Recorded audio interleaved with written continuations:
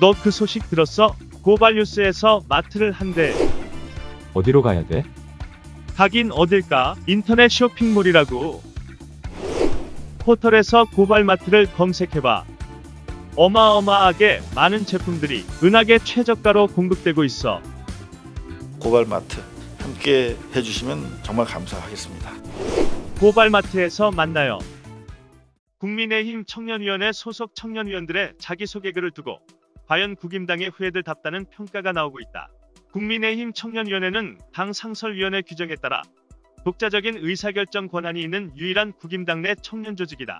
국임당 청년위원회는 지난달 29일 SNS에 당 청년위원들의 자기소개를 카드뉴스 형식으로 올렸다.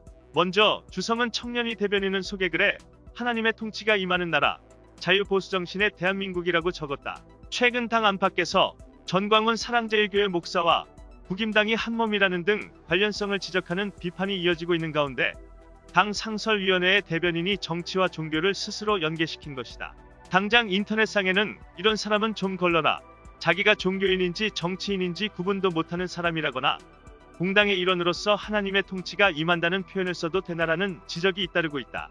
태극기 모독 부대와 전광훈 교회가 강행한 8.15 광복절 집회로 코로나19가 재확산했다는 지적이 일고 있는 가운데 당 청년위 대변인의 이런 행보가 국임당의 지지율 하락을 가속화시킬 거란 분석도 나온다. 서해 공무원 피격 사건 이후 국임당이 국군의 정보자산을 무력화시키고 있다는 비판이 나오고 있는 가운데 육군 비하 발언도 문제가 됐다. 국민의힘 청년위 이재빈 인재육성본부장이 그 주인공이다. 그는 카드뉴스 자기소개글에 인생 최대 업적, 육군 단계 알보병 포병유가 14개라고 적었다. 단계 알보병이라는 용어는 육군을 비하하는 단어로 공당의 청년위 간부가 해서는 안 되는 부적절한 표현이라는 지적이다. 코로나19 사태로 국군 장병들의 외박과 휴가가 제한되고 있는 상황에서 제1야당 청년위 인재육성본부장이 공식 SNS에 육군을 비하하는 용어를 사용한 것.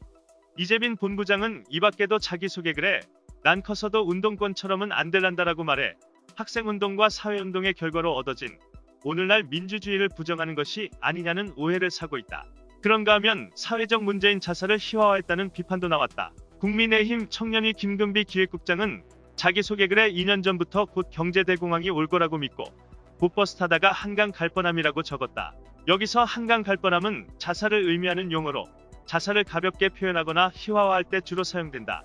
공당 청년위 기획국장이 공식 SNS의 사회적 문제인 자살을 지나치게 가볍게 표현한 문구가 자기소개글에 사용된 것은 문제라는 지적이다.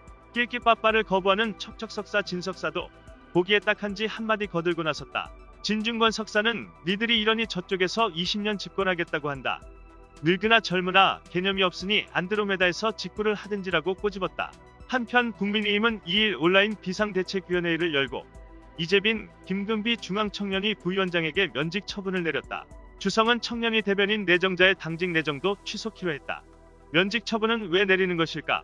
누가 오든 마찬가지일 텐데. 이상 뉴스 검색이었습니다. 구독과 좋아요 부탁드립니다.